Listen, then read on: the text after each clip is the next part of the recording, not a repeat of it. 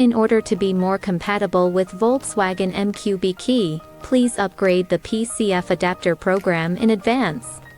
Power on the ACDP. Open the ACDP app. The device number is displayed in the top right corner, indicating that the device is connected. Slide the page to the bottom. Click Special Function. Click Adapter Upgrade. Click the Help for upgrading the PCF key adapter. Connect the PCF key adapter to the ACDP device. Click PCF key upgrade. Click OK. The PCF key adapter has been connected successfully. Click OK. Check the current version and the latest version number. If inconsistent, click Yes to upgrade to the latest version. Upgrading adapter. The upgrade adapter is complete. Click OK. Click OK.